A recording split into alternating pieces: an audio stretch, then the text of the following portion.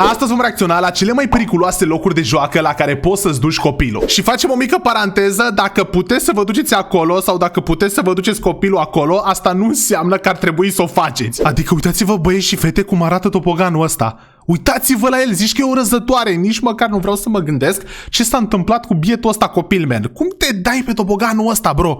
Uitați-vă aici, gen, sunt 15 la număr, dar noi vom reacționa doar la jumătate din videoclipul ăsta. Dacă mai vreți să ne uităm, lăsați un like și un comentariu. Hai să vedem care sunt top 15, cele mai periculoase locuri de joacă din lume. Hai să vedem. Let's go. Ok, Cheese Grater Slide, fix asta de la început. Deci numărul 15, toboganul răzătoare, așa o să-i spunem, da? Hai să vedem. Remember from our childhoods, or perhaps even more recently, the joy of going down a slide. But it seemed as often as it would be a pleasurable experience. Ok, băiatul ăsta explică că să te dai pe tobogan e foarte tare. Chiar e. Nu, nimeni nu zice altcumva. The skin of your leg could get stuck on the metal and cause friction burns. Or if you went down too fast, you'd find yourself hitting the ground. Da, băi, și uite, bă, voi vă dați seama, uite, zice și băiatul ăsta că dacă te dai pe un tobogan mai nașpa, da, unde erau anumite crăpături sau ceva, bă, era nașpa rău de tot, ori te răneai tu, ori ți se rupeau hainele. Bă, dar să te dai pe un tobogan de ăla, ești nebun? Not content with normal pitfalls of sliding, some designers have come up with variations that seem way too dangerous to be. Ia să vedem ce design-uri pentru tobogan.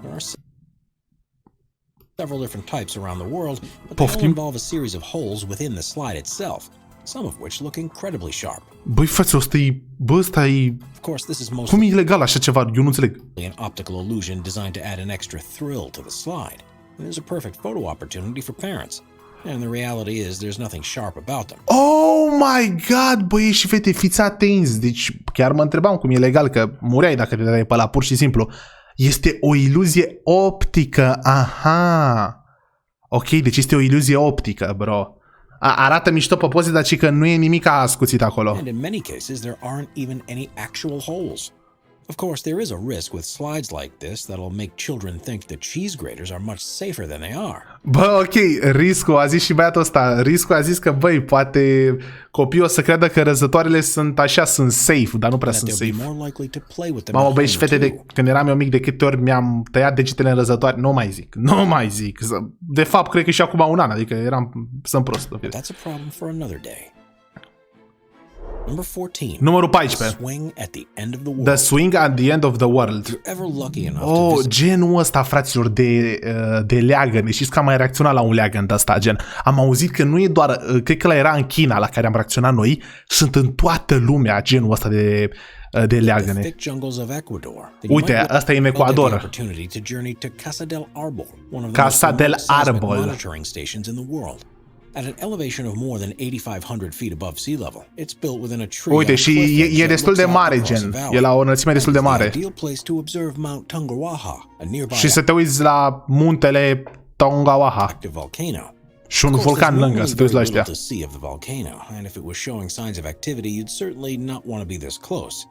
So to pass the time and encourage tourists to visit, the owners of a monitoring station have also installed a swing on one of those branches of the tree. Oamenii care au făcut, care investesc aici, da, care așteaptă turiștii, au făcut un leagăn aici. Known as the swing at the end of the world, those who are brave enough can swing out over the plunging valley. Doamne iartă-mă. Two ropes of the swing and a feeble rope strap across your lap. Doamne iartă-mă, te-ai dus. Thousands of feet to the valley floor. Oh, it's such a precarious swing that it's amazing that tours regularly take people there to have a go.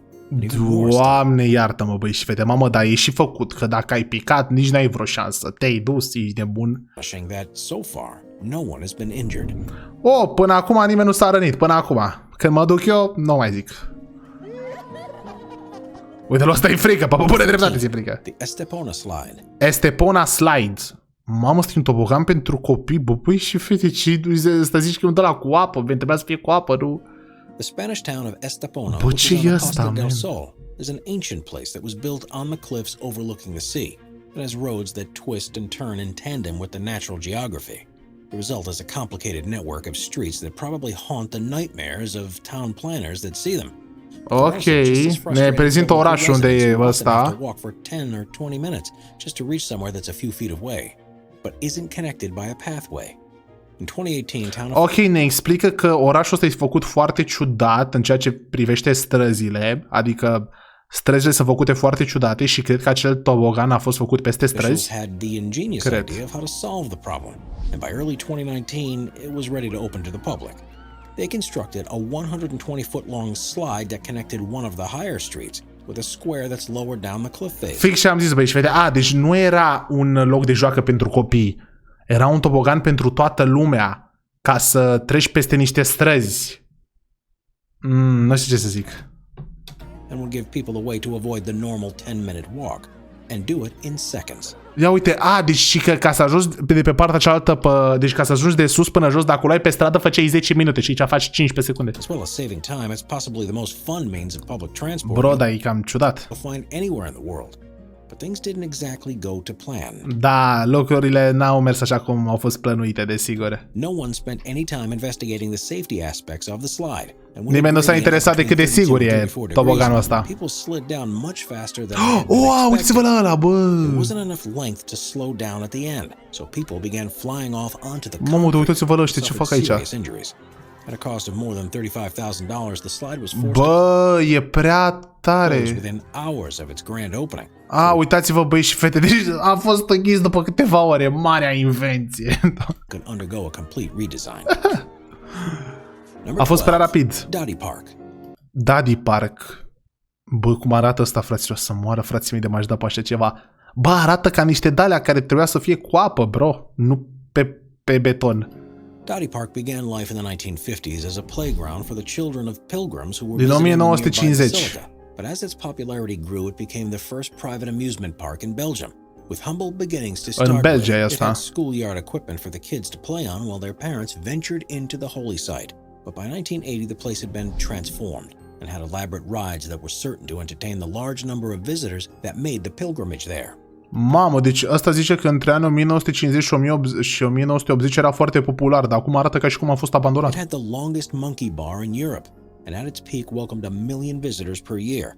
The problem was, 1 milion de oameni veneau pe an aici. as while the owners were quite happy to turn a profit from the park, they didn't want to invest any back into maintenance or improvements, and the rides soon began falling into a state of disrepair. Oh my god, deși că oamenii care dețineau ăsta le plăcea să aibă profit de pe bilete și de pe nu știu ce, dar nu reinvesteau înapoi în parc și toate astea s-au ruginit, vă dați seama.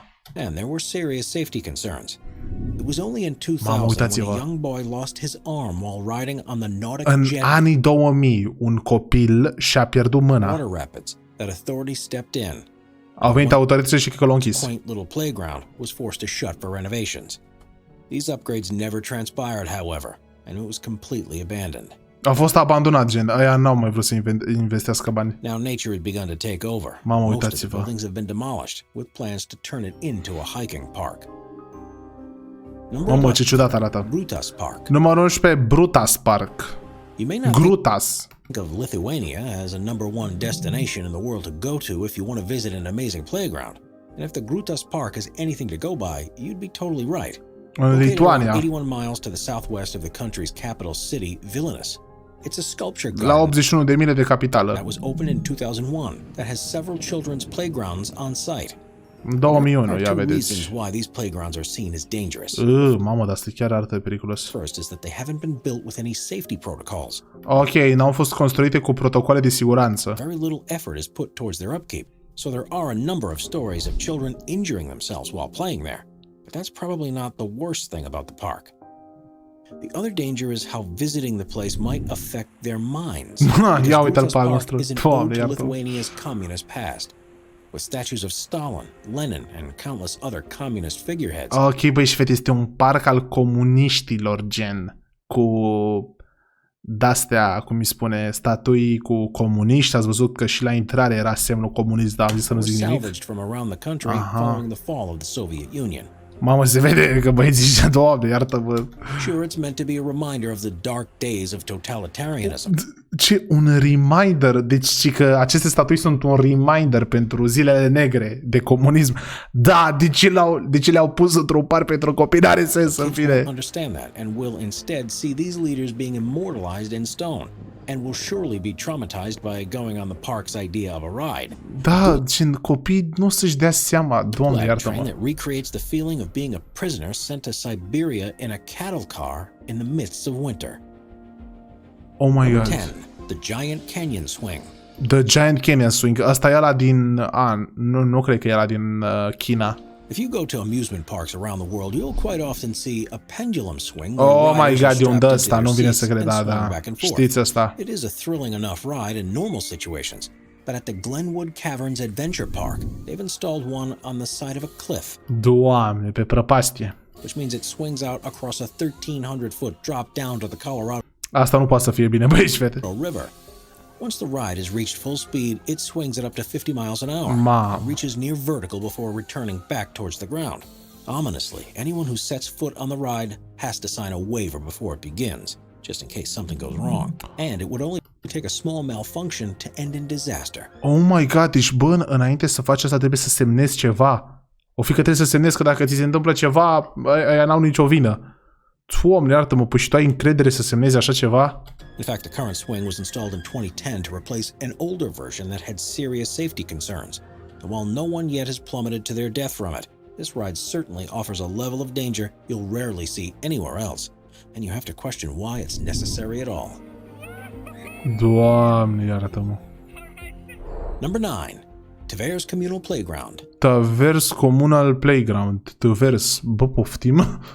Tvere is a city in Russia that's about 110 miles to the northwest of Moscow. Ok, este un oraș din Rusia. With a population of around 415,000 people, it's a hive of economic activity in the area. It has its roots in medieval times when it was the capital city of the region.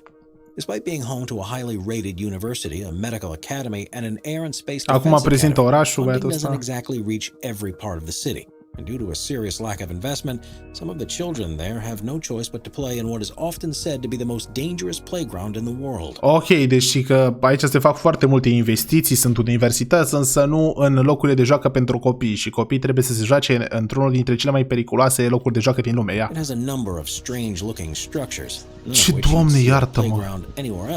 Ce e asta? Which have been made from scrap metal that locals found lying in the streets. Oh my god, e făcut din metal to keep totul. children secured safely in the contraptions as they spin around. Bă, ce, Doamne! Most of them look like medieval torture devices. Asta vreau să zic și eu, că zici că sunt alea de tortură. One appears to be a large wheel of fortune which requires you to hold on tight as you're spun upside down. And even adults struggle to keep hold of the bars as the G-forces kick in.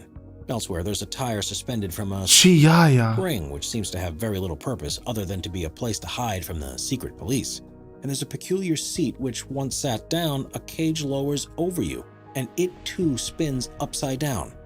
If this was anywhere else in the world, it surely would have been banned, but in Russia, it's simply seen as an exercise in character building.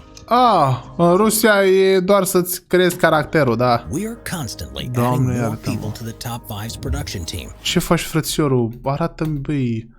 Bun, și ultimul, băi și fete, că după am ajuns la jumătatea videoclipului.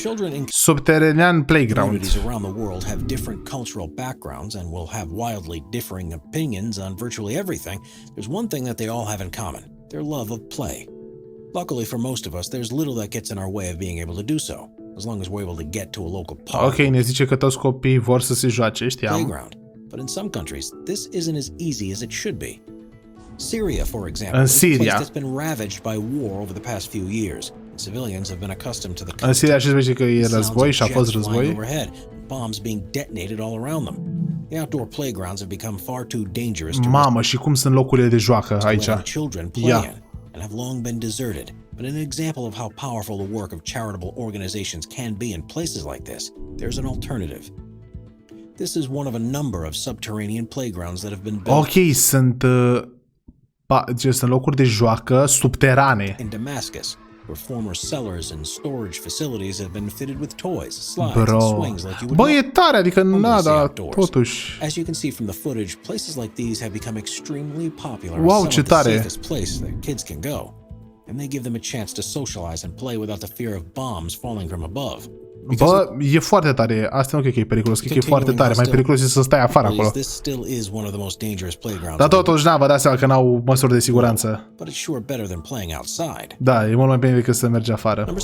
Bun, și aici s-a terminat, băi și fete. Dacă vreți să facem și partea a doua în care reacționăm la și mai multe locuri de joacă periculoase, scrieți la comentarii.